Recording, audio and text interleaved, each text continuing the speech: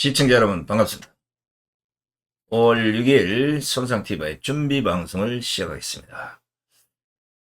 자, 준비방송 한 지가 이제 며칠 됐습니다만은 한동안 7, 8개월 이상 손상TV가 제재를 당해서 방송을 못한 관계로 많은 분들이 다른 데로 떠나가 버렸습니다.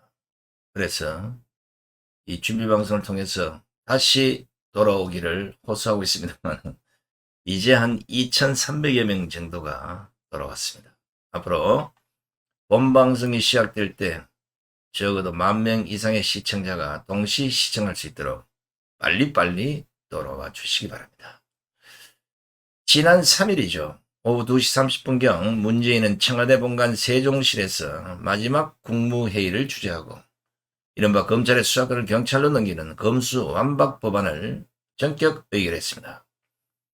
문제는 이 자리에서 우리 정부는 마지막까지 위기 극복에 전력을 기울이며 선도국가 도약을 위해 최선을 다한 정부라고 자화자찬을 하면서 지난 5년의 성과와 노력이 다음 정부에 도움이 되고 대한민국이 계속 발전해 나가는 밑거름이 되기를 기대한다. 이런 말을 했습니다. 아이고, 밑거름도 안 되고 다음 정부에 도움도 안 되고 최선을 다한 정부도 아니란 거 제가 먼저 못을 박아놓고 이 국무회의에 대한 국민들의 관심은 문재인이 검수완박 법안을 거부할 것인가 아니면 의결할 것인가 했는데 역시 국민의 생각대로 문재인은 의결을 했던 것입니다. 그런데 이 마지막 국무회의에 우파라는 오세훈 서울시장도 함께 참석을 했습니다. 그런데 지금 오세훈 시장이 당시 이 국무회의에서 문재인에게 무슨 말을 했는지 이게 다시 관심사로 떠오르고 있는 겁니다. 따라서 손상TV는 당시 오세훈 시장이 문재인에게 밝혔던 검수완박과 관련한 발언 이 전문을 제가 한번 들려드리고자 합니다. 잘 들어보시기 바랍니다. 왜 국무회의에 서울시장이 우파가 되어야 되는지 또 그 국무회의에서 어떤 발언을 했길래 지금 관심이 된 건지 이건 한번 여러분들이 판단해 보시기 바랍니다. 서울특별시장 오세훈입니다. 저는 오늘 대통령께서 주재하는 마지막 국무회의 자리에서 외람되지만 검찰청법과 형사소송법 개정안, 이른바 검수완박 법안에 대한 엄중한 건의를 드리고자 합니다. 천만 서울 시민의 건의과도 직결된 중차대한 사안이기에 서울시장으로서 우리가 큰 문제들에 대해 말씀드리겠습니다. 첫째, 검수완박법 개정안은 범죄 피해자 방치법이자 범죄자 보호법이 될 것입니다. 범죄 피해를 입었던 사람이라면 누구나 사건이 조속히 처리되지 않아 애가 탔던 경험이 있을 것입니다. 검찰이 직접 수사하지 못하게 되면 수사부터 기소까지 소요되는 시간이 늘어날 수밖에 없고 결국 범죄 피해자들만 긴 시간 극심한 고통을 받게 됩니다. 실제 대한변호사협회가 소속 변호사를 대상으로 실시한 최근 한 설문조사에서 무려 73%의 응답자가 수사 지연을 경험했다고 합니다. 또 2021년 검경 수사권 조정으로 인해 경찰의 수사 지연이 심각하다는 응답도 66%나 있습니다. 최근 일선 경찰에서도 현재 수사관 1명당 관할 사건이 50에서 200건에 이르고 수사권 조정 이후 불필요한 업무 가중과 수사 지연이 심각하다며 개정안에 대한 우리의 목소리가 나오고 있습니다. 현재 시행되고 있는 제도에서조차 이럴진데 수사 역량을 축적하고 있는 검찰의 수사권을 일시에 박탈하게 되면 수사력 약화와 수사 지연이 초래되어 범죄 피해자의 고통은 더욱 커질 것이 불을 보듯 뻔합니다.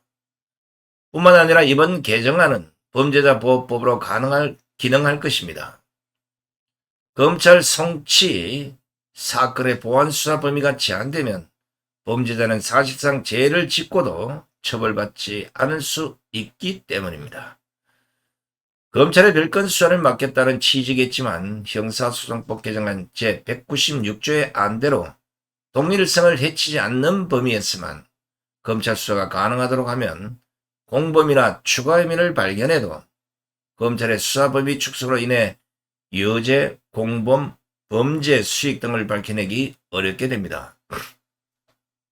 작년 검찰의 보안 수사를 통해 재처리된 사건은 전체 사건의 30%에 달하고 몰수 추징된 범죄 수익은 1조 4,200억 원에 달합니다.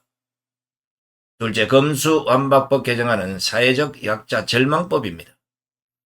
경찰 수사에 대하여 국가기관이나 시민단체 등 공공적 성격이 강한 제3자의 이의신청을 배제하게 되면 이의신청을 통한 검찰의 보안 수사가 불가능해져 사회적 약자 보호에 심각한 문제가 있습니다. 스스로의 힘으로 누구에게도 도움을 청하기 어려운 아동, 청소년, 장애인 등을 대상으로 한 범죄의 경우 본인의 소명이 어려워 제3자 고발을 통한 이의신청과 검찰의 보안 수사가 필수적입니다. 그러나 형사소송법 개정안 제245조는 고발인의 이의신청 자격을 명시적으로 제외해서 사회적 약자에 대한 제3자의 조력을 어렵게 만들었습니다. 실제로 국가인권위가 장애인 노숙인 요양시설을 고발한 사례, N번방 사건을 일반 시민이 고발한 사례, 대기업의 비리를 직원이 내부 고발한 사례만 보더라도 제3자 고발건의 이의신청을 통한 검찰의 보안 수사가 없어지면 사회적 약자가 얼마나 큰 피해를 보게 될지 명약관화합니다. 셋째, 검수완박법 개정안은 힘있는 사람을 위한 유권무죄, 무권유죄입니다. 검찰청법 개정안 제4조 1항처럼 공직자범죄, 선거범죄 등에 대한 검찰의 수사권을 완전히 일시에 박탈하는 것은 권력을 가진 사람들의 범죄에 눈을 감겠다는 것입니다. 공직자 범죄와 선거 범죄는 경제 범죄, 부패 범죄와 긴밀하게 연결되어 있기 때문에 이를 검찰의 수사 대상에서 제외하게 되면 대형 권력형 비리 사건에 대한 국가의 수사 역량이 약화되고 나아가 힘있는 정치인과 공직자에게 면죄부를 주게 됩니다.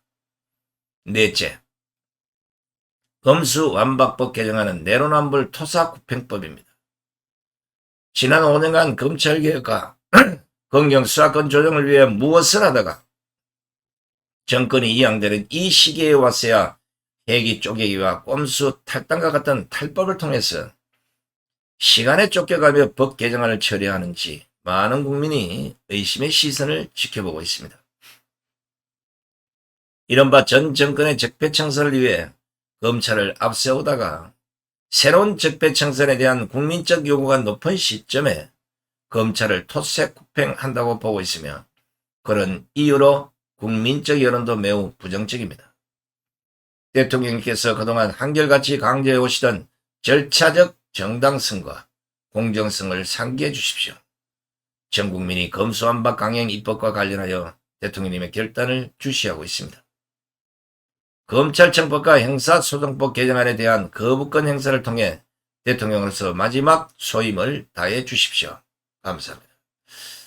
자, 오세훈이 지금 이 전문 여러분 들려드렸습니다만은 할 얘기는 다 했습니다. 오세훈도 사법부 출신이니까 충분히 이 문제점은 누구보다 잘 아리라 생각하고 이 마지막 발언을 했건만 문재인 무시해버리고 의결을 해버렸습니다. 아무래도 문재인의 이 사법고시 이거 큰 인구한 끝에 다음 같은 사실 출신 중에 보통 대다수의 우리 법조인들은 이런 생각을 하고 있는데 문재인과 민주당 이 법조인 출신들은 전혀 다른 이 검수완박법 같은 이 엉터리 법안을 만들어내고 있는 겁니다.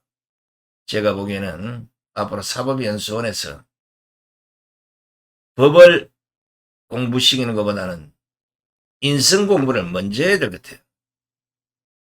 그래야만 이런 엉터리 법안을 만들어내는 정치인이 양산이 되지 않을 것이라는 생각입니다.